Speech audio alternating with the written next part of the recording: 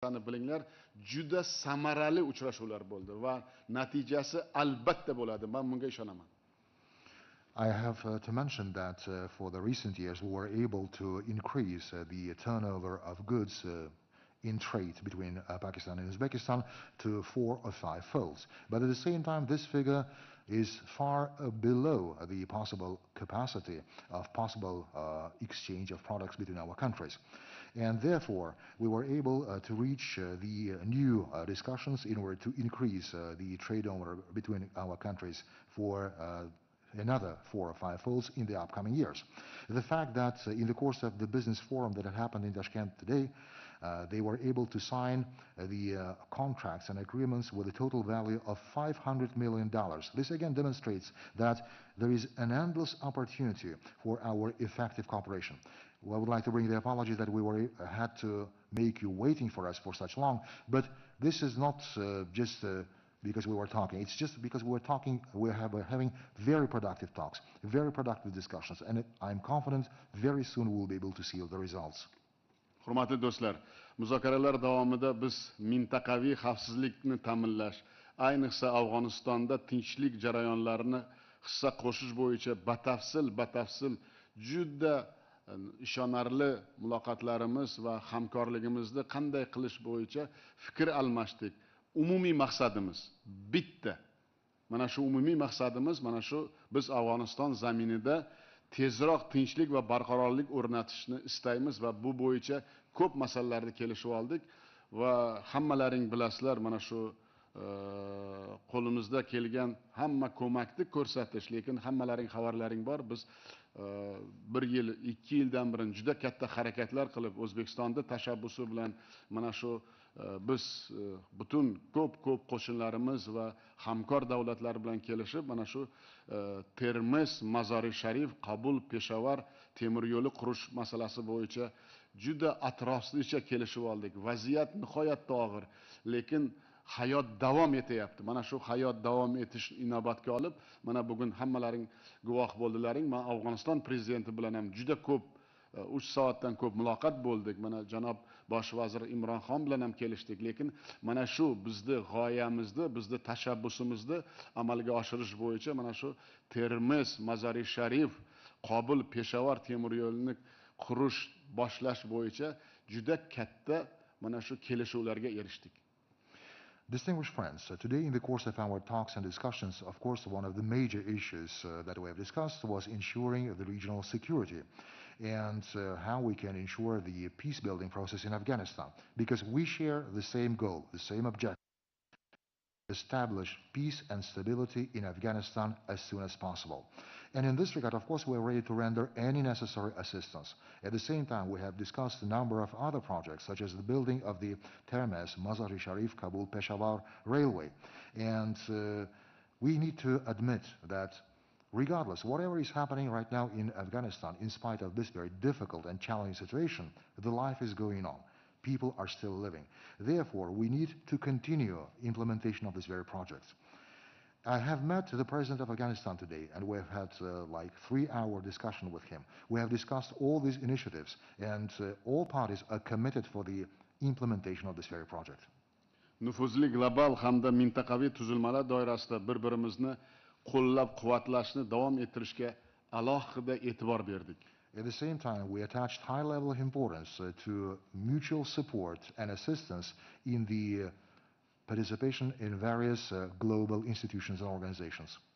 Hurmatli jurnalistlar, biz Pokiston bilan madaniy gumanitar sohada, jumladan mushtarak ma'naviy merosimiz, birgalikda o'rganish, ta'lim va sog'liqni saqlash yo'nalishlarida hamkorlikni chuqurlashtirishga jiddiy e'tibor qaratmoqdamiz va juda ko'p masalalarda mana Zahiruddin Muhammad Bobur va Boburiylar, Muhammad Iqbol, Mirzo G'olib singari ulug' mutafakkir va shoirlarning o'lmas merosi, ma'rifiy qarashlarini xalqlarimizning bog'lab turadigan mustahkam ma'naviy ko'prikligi to'g'risida ko'p muloqot o'tkazdik va ko'p masalalar bo'yicha kelishib oldik. Yana bitta narsani men sizlarga mamnuniyat bilan aytmoqchimanki, biz xalqlarimizni bog'lab turuvchi bu tarixiy haqiqatni hisobga olib, ajdodimiz, mashhur davlat arbobi va buyuk shoir Zahiruddin Muhammad Babar hayoti va ijodi to'g'risida birgalikda badiiy filmni yaratish haqida ham kelishib oldik.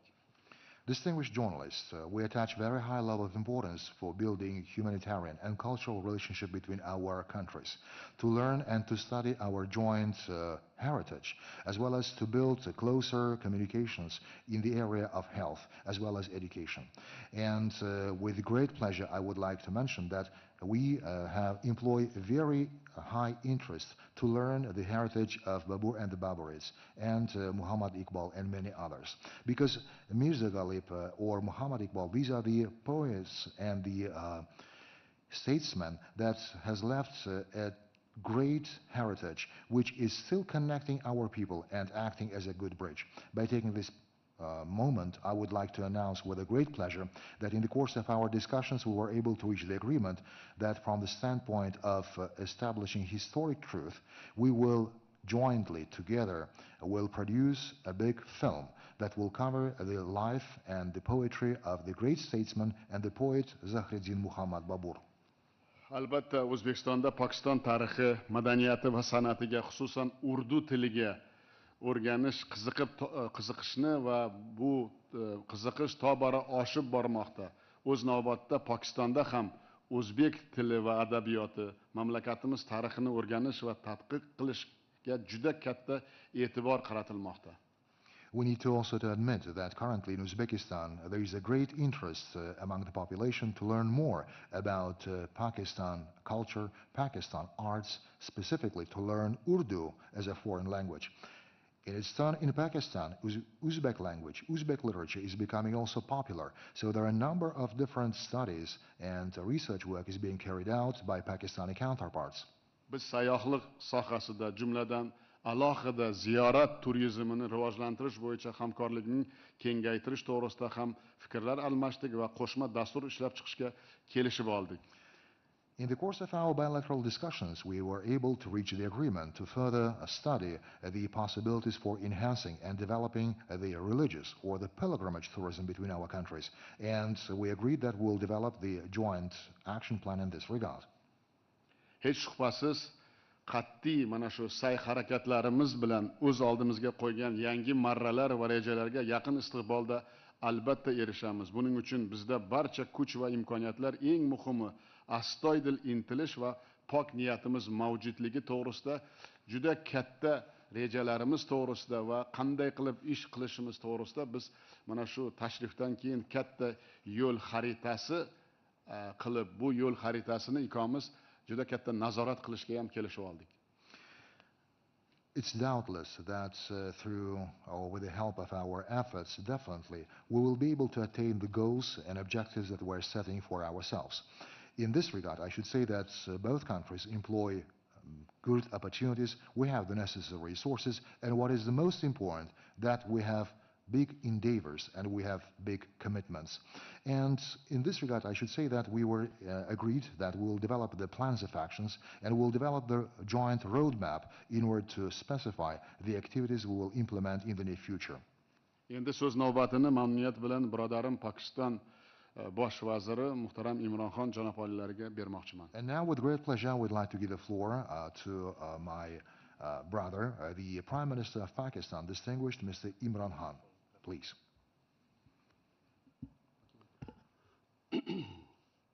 Bismillah ar-Rahman ar-Rahim. President Shaukat, on behalf of my delegation and myself, I want to especially thank you. Your generous hospitality, the way you have welcomed our delegation, we're all overwhelmed by your hospitality. So first of all, I want to thank you for that. Bismillah ar-Rahman ar-Rahim. Janob Prezident, Janob Shavkat Mirziyoyev, avvalambor birinchi navbatda barcha delegatsiyamiz nomidan, o'z nomimdan sizni bunday yuksak ehtirom va mehmondo'stligingiz uchun katta sizga minnatdorchilik bildirmoqchimiz. Biz bundan juda ham qattiq ta'sirlandik. This is my first visit to Uzbekistan, and inshallah not my last one. I can I can tell you that my delegation and I are very excited about, first of all, coming to Tashkent because for that famous, in 1965, the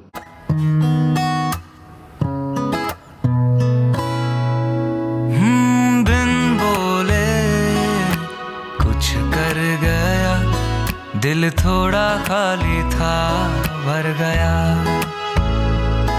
दिल की बात 7 अप के साथ वही बेहतरीन because as children we have learnt about it, its history. So this is also, I thank you. It's a great opportunity for us to see these two most historical cities tomorrow. Prezident janob oliylari, bu meni O'zbekistonga birinchi tashrifim va xudo xohlasa bu oxirgi tashrifim bo'lmaydi. Toshkentga kelish biz uchun, men uchun va delegatsiyam uchun juda ham qiziqarli va juda ham hayajonli bir vaziyat, chunki bu bizni tarixan bolalikdan biladigan ko'p voqealarimiz bilan bog'liq. Mana 1965-yilda tarixiy bir voqea bo'lgan Pokiston prezidenti va Hindiston bosh vazirini Toshkentdagi muzokaralari va buni men o'zim bolaligimdan eslayman. O'sha vaqtda men o'smir edim. Bundan tashqari Buxoro va Samarqandga borishni ham biz juda katta ishtiyoq bilan kutayotgan edik, chunki bizdan bu shaharlarni, büyük shaharlarni tarixidan xabardor bo'lib kelganmiz. Today we had extensive talks, and our talks were on the trade, connectivity, cultural, spiritual, and political.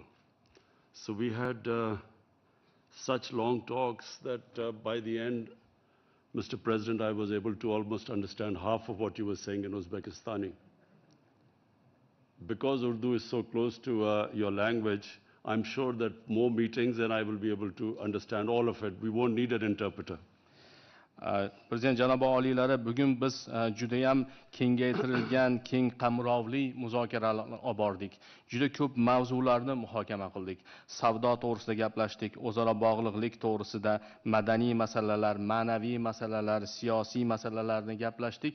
Shunday uzoq muloqot qildikki, men muloqotimizni yakuniga kelib, sizni gapirayotgan gapingizni o'zbek tilidagi so'zlaringizni deyarli yarmini tushunishni boshladim.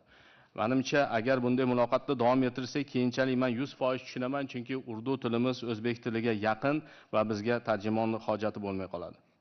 So first about the economic cooperation. Both of us are on the same path.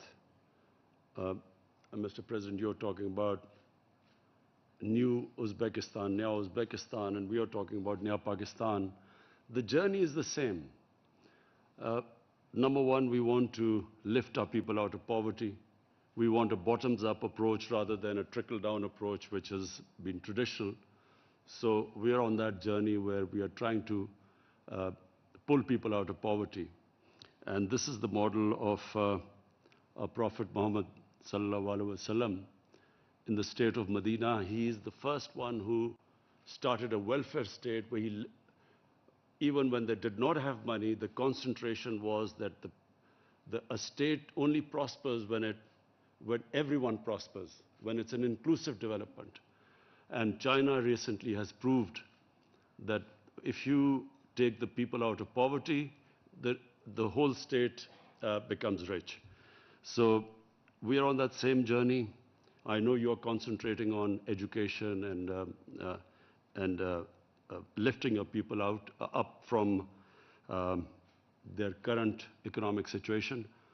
Secondly, we have now changed emphasis from geostrategic to geoeconomics. Our whole idea is that we have to create wealth. If we create wealth, then we can spend it on our lower strata of the society and lift them up. So this is extremely important for us, that we now have strong trading relationship with Uzbekistan, which is the biggest country in Central Asia. And we feel that this will benefit both of us. It will be a win-win situation for both Pakistan and Uzbekistan, the stronger we improve our trading ties. Prezident janobi oliylari bizni muhokama qilgan yo'nalishlarimizda avvalambor biz iqtisodiy hamkorlik to'g'risida gaplashdik va bu borada ham bizni fikrlarimiz juda ham hamohang bo'ldi. Bizni oldinga qo'ygan rejalarimiz ham juda ham mushtarak.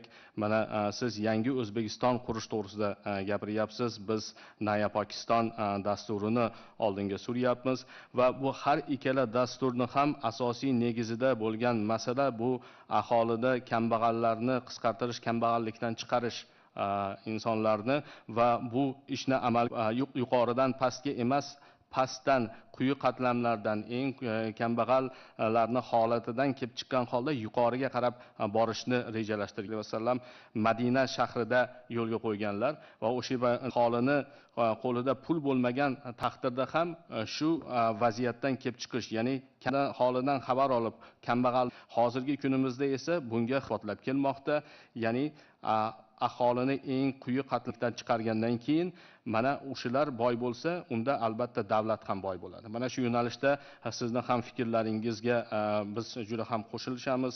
Ta'limga e'tiborni juda katta ta'limga e'tibor bermoqdasiz va bu yo'nalish orqali aholini aynan holatini yaxshilash, iqtisodiy va ma'naviy holatini yaxshilashga urg'u bermoqdasiz. Va bu yerda asosiy g'oyalarimizdan bittasi bu geosiyosatdan geoiqtisodiyotga o'tish va bu juda ham muhim va bu yo'nalishda savdoni yo'lga qo'yish, bu to'g'risida ham juda ham yaxshi bir fikrlarga kelishib oldik va albatta bu yo'nalishlarni amalga oshirishda o'zaro manfaatli yondashuv bo'lishligi katta ahamiyatga ega. Mana shu yo'nalishlarda biz siz bilan muloqot qilib kelishib oldik. So, Mr. President, you can imagine the amount of interest in Pakistan for the trading ties and the economic ties between our two countries. We have brought a delegation. It's one of the largest delegations ever of business community to come to go out of their country. We have brought 130 of our top business houses. And when I was leaving this morning on my mobile phone, I had messages from other business houses who also wanted to come today. So this is the beginning of, inshallah, a very powerful relationship between the two countries. And we feel that we can mutually benefit each other. We are really interested, our business has signed a lot of MOUs, as you mentioned in your speech. We are really interested in help in agriculture because of your manufacturing agricultural implements, which Pakistan is now trying to upgrade its agriculture, which is basically an agricultural country. And secondly, cotton. We're going to seek help from you to improve our cotton seeds.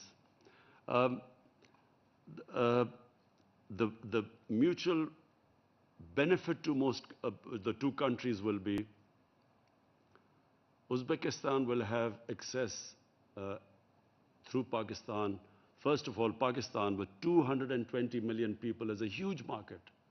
And then onwards from our ports to Middle East and to Africa. And one day, inshallah, if our relationship improves with India, you will also have access to India. And Pakistan then has access to Uzbekistan, Central Asia, and beyond. So it is a very exciting relationship between the two countries. Janob Prezident, mana O'zbekiston bilan savdoni rivojlantirish biz uchun juda ham katta ahamiyatga ega, chunki O'zbekiston Markaziy Osiyodagi eng yirik davlat va bizni tomonimizdan shuning uchun ham bu o'rtadagi muloqotni, bog'liqlikni, o'zaro savdoni rivojlantirish qay darajada qiziqarli va manfaatli va muhim ekanligini tasavvur qilishingiz mumkin. Mana hozir biz 130 kishidan iborat bo'lgan yirik bir delegatsiya bilan keldik, ya'niki ular Pokistondagi tadbirkorlar vakillari, juda ham yirik tadbirkorlik birlashmalarining vakillari va bugun ertalab bu yo'lga chiqishimizdan oldin mana mobil telefonimga yana bir qator murojaatlar kelib chiqdiki, boshqa tadbirkorlik guruhlaridan ular ham O'zbekistonga kelib, ular ham o'zaro aloqani o'rnatishga qiziqishlari bor ekanliklarini aytishdi va xudo xohlasa albatta bu yo'nalishdagi ishlarimiz o'zaro manfaatli hamkorligimiz davom etadi. O'zbekistondagi mana siz bir qator o'zaro anglashuv memorandumlari to'g'risida aytdingiz, o'zaro biz kelishib olgan nuqtalarimiz to'g'risida. Bundaylardan bittasi biz uchun albatta birinchi navbatda qishloq xo'jaligi yo'nalishida bevosita qishloq xo'jaligi sanoati, ya'ni O'zbekiston qishloq xo'jaligi yo'nalishidagi ishlab chiqarayotgan jihozlari, dastgohlari, mashinalari bizga juda ham katta bizda qiziqish uyg'otdi. Chunki Pokiston avvalambor agrar iqtisodiyot asosidagi mamlakat hisoblanadi va ikkinchi masala bu yo'nalishda bizda paxta urug'chiligi masalasi. Bunga ham juda ham katta qiziqishimiz bor va mana shu bizga juda ham foydali bo'ladi deb ishonchimiz komil. Endi o'z navbatida O'zbekistonni Pokistondan oladigan manfaatli bir natijalarga to'xtaladigan bo'lsak, avvalambor Pokiston 220 million aholiga ega bo'lgan yirik bir bozor desak bo'ladi O'zbekiston mahsulotlari uchun, xizmatlari uchun. Bundan tashqari O'zbekiston Pokiston orqali, Pokiston dengiz portlari orqali Yaqin Sharq va Afrika mamlakatlari bilan ulanish, ularga ham o'z mahsulotlarini yetkazish imkoniyatiga ega bo'ladi va xudo xohlasa o'rtadagi munosabatlarimiz tiklanadigan bo'lsa, Hindiston bozoriga ham kirib kelishga bu yo'l ochadi deb ishonamiz. Va shuning uchun ham Pokiston esa o'z navbatida O'zbekiston orqali O'zbekiston bozori va shu bilan birgalikda Markaziy Osiyodagi boshqa mamlakatlar bozoriga kirib kelish imkoniyatiga ega bo'ladi va bu bilan to'xtalib qolmasdan albatta Markaziy Osiyodan atrofidagi mamlakatlarga ham bog'lanish imkoniyatiga ega bo'ladi. And so to connect, the two countries need to improve, number one, our air connectivity. And so for that, we have decided that we will try and increase the frequency of flights between the two countries. Secondly, through land, we have experimented that a truck has left Pakistan-Torkham border and has arrived in 2 days to Uzbekistan. So land connectivity, but most of all, and I know it is your brainchild and your passion, the railway from Mazar-e-Sharif, from Uzbekistan, Mazar-e-Sharif to Peshawar, which an idea which we all feel in Pakistan extremely excited about. We think that this really would change everything if we can have this railway line. It will improve connectivity between the two countries and the transportation of goods. And so that I assure you that President Shaukat, I will be pursuing it, my government will be pursuing it, and rest assured that we will try and push this extremely exciting project as much as we can. Va o'zaro bog'liqlik to'g'risida gapirar ekanmiz. Bu yerda albatta ikkita yo'nalish juda ham muhim. Birinchisi bu havo orqali aloqalarni o'rnatish va bu yo'nalishda mana siz bilan janob oliylar biz kelishib oldik. Birinchi qiladigan ishimiz o'zaro yo'lovchilarni havo orqali qatnovlarini demak raqamini oshirish va shundan keyingi yo'nalishimiz havodagi kargo yuklar tashishni ham yo'lga qo'ygach, keyingi yo'nalish bu albatta avtotransport, ya'ni yer usti transporti orqali o'zaro aloqalarni, iqtisodiy aloqalarni rivojlantirish. Mana siz aytib o'tganingizdek, Pokiston chegarasidan O'zbekiston hududiga qadar bir sinov tajriba sifatida avtotransport yo'lga chiqqan va 2 kun ichida O'zbekistonga kirib kelishga muvaffaq bo'lgan. Va bu ham bu yo'nalishda katta salohiyat mavjud ekanligini bildiradi. Va keyingi masala albatta bu sizni o'zingizning g'oyangiz mahsuli bo'lgan juda ham katta loyiha. O'zbekiston bilan Mazar-e-Sharif, Qobul orqali Pokistonni Peshawar shahrini bog'lovchi temir yo'l loyihasi. Mana bu loyihani siz juda ham ilg'or tartibda targ'ib qilib kelyapsiz va biz Pokistonda sizni fikrlaringizni o'rganib bunga ishondik va hozirgi kunda bu g'oyani naqadar to'g'ri ekanligini anglab katta ishtiyoq bilan uni amalga oshirishni kutib qolmoqdamiz. Chunki bu mamlakatlarimiz o'rtasidagi tovarlarni transportiga, ularni yetkazib berishga juda ham katta xizmat qiladi va shu yo'nalishda albatta janobi oliylari, men sizga ishontirib aytamanki, shaxsan o'zim va meni hukumatim mana shu g'oyani ortida turamiz va buni albatta amalga oshirishda sizga ko'makchi bo'lamiz. And we discussed the political situation in Afghanistan in details. We are both concerned as neighbors of Afghanistan that people of Afghanistan have suffered for the last 40 years. And as neighbors, we feel they are our brothers, that there should be peace there, there should be a peaceful political settlement there. So we discussed that in details. And we also resolved that the neighbors, Uzbekistan, Tajikistan, Iran, Pakistan, and even Turkey, we will try and help facilitate a peace process in Afghanistan. And for that, we hope that our foreign ministers will first meet, and then we will go on and try to have a summit so that we can stop what looks like a civil war. Keyingi masalamiz, biz har tomonlama muhokama qilgan masalarimiz bu Afg'onistondagi siyosiy holat bo'ldi. Buni har tomonlama siz bilan muhokama qildik. Albatta har ikkala mamlakat Afg'oniston bilan qo'shni mamlakatlar hisoblanamiz. Shuning uchun ham bu mavzu biz uchun juda ham tashvishli, katta ahamiyatga ega bo'lgan mavzu. Qolaversa, afg'on xalqi mana 40 yildirki, mana shu notinchlikdan, jangu jadallardan aziyat chekib kelyapti va bu afg'on xalqi biz uchun birodar xalq hisoblanadi. Shuning uchun ham sizning ham bizning ham fikrlarimiz mushtarak bo'ldiki, Afg'onistonda tinchlikni o'rnatishni biz siyosiy murosa orqali yo'lga qo'yishga kirishimiz lozim va bunga bu yagona yechim bo'lishi lozim. Va bu yo'nalishda O'zbekiston, Tojikiston, Eron, Pokiston va hattoki Turkiya bilan birgalikda fikr almashib, mana shu ishga birgalikda kirishish to'g'risida kelishib oldik. Birinchi qadam sifatida bizni tashqi ishlar vazirlarimiz bu yo'nalishda muhokamalarni, muloqotlarni yo'lga qo'ysalar, keyinchalik davlat rahbarlari darajasida sammit o'tkazish fikri ham muhokama qilindi. And finally, Mr. President, about the cultural aspect. This is extremely exciting that we have decided now to make a film on the first of the great Mughals, Zahiruddin Babar. His dynasty ruled India for 300 years. And during that time, India was considered one of the richest places in the world. 24 to 25% of the world GDP was from India. So it was a superpower of its time under the dynasty of Babar. So I think people, the young people in Uzbekistan and in Pakistan must know this connection. This connection stayed for hundreds of years between this part of the world and our part of the world.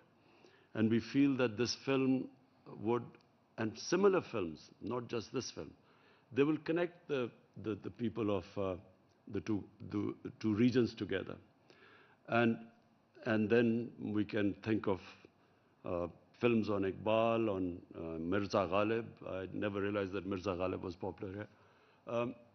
And then Imam Bukhari and, who we are all connected with in the subcontinent. So we hope that this will be the beginning of a strong cultural exchange between the two countries.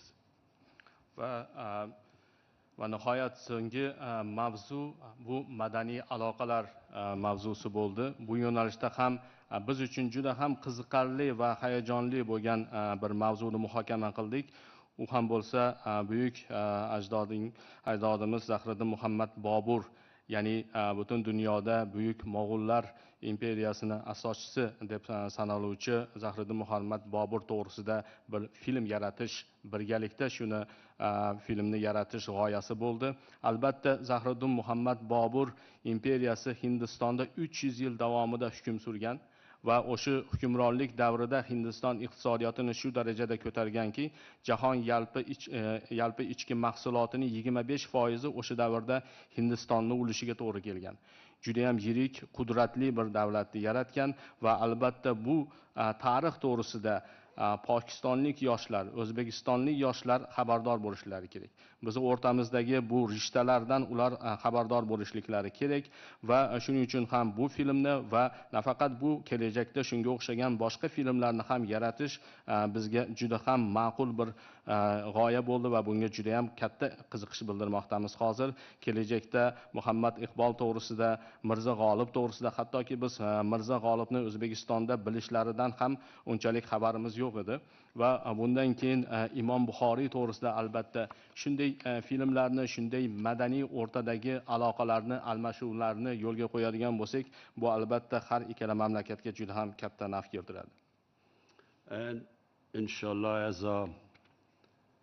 as our countries get together, get closer together, cultural exchanges get stronger, then, Mr. President, I will introduce cricket to the people of Uzbekistan.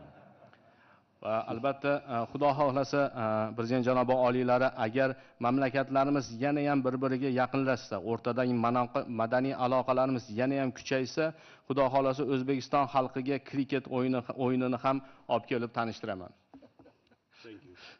Rahmat.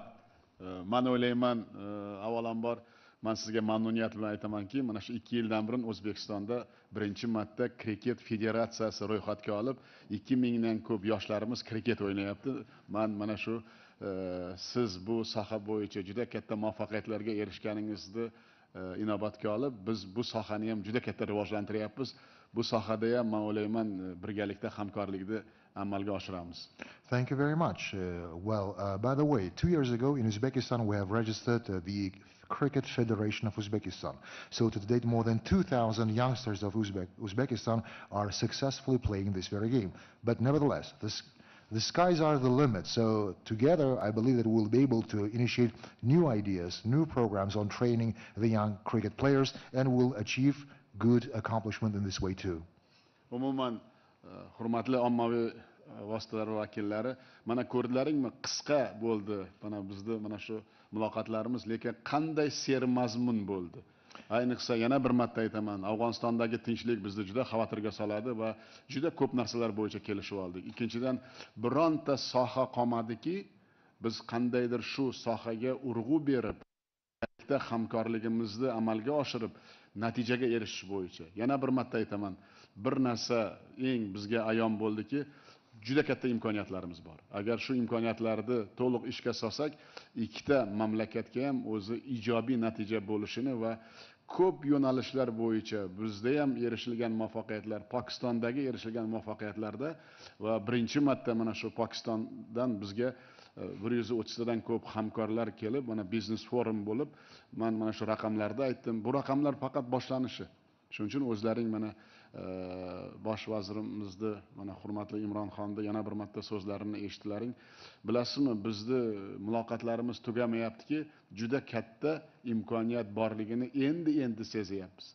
Bu ham iqtisodiyotda va mana shu madaniyatda, ma'rifatda buyuk rishtalarimiz, mushtarak rishtalarimizni amalga oshirib, mana shu buyuk bobolarimizni mana yana bir marta Babar Mirzo to'g'risida kelishib olganimiz, bu juda katta kelajakda mana shu yoshlarimizga bir qandaydir madaniy va juda katta mana shu hozirgi vaziyatda yoshlarga agar mana shu buyuk bobolarimizni haqiqatda mana shu loharga borib qurgan mana shu juda katta bog'larini, madrasalarini, masjidlarini hali ko'p yoshlarimiz bilmaydi, bobolarimiz nimaga qodir ekanligi. Mana shu hozir Imronxon aytgandek 300 yil mana shu hukmronlik qilgan bobomizni iqtisodiyot qanday cho'qqilarga erishilgan Hindiston. Shuning uchun biz mana shu sohalarda ham birgalikda rivojlantirish bo'yicha ham kelishib oldik.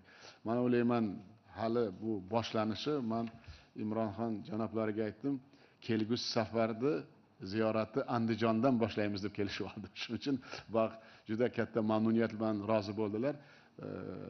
Xudo xolasa mana shu Andijonda uchrashgancha ko'p masalalarda amalga oshiramiz.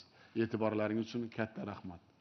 distinguished representatives of the media, I should say then, and as you can see, within such short period of time, we were able to cover a wide array of issues, a great number of different areas for the discussion. Of course, we have been discussing every sector in big details. We have been speaking about the opportunities that we have. And believe me, having discussed all these issues, only now we're starting to realize and to understand that what a great opportunity that we have that can bring great success for both countries. And even the fact that 130 businessmen arrived to Uzbekistan and we have conducted the first forum already is a good indication that this is a good commencement.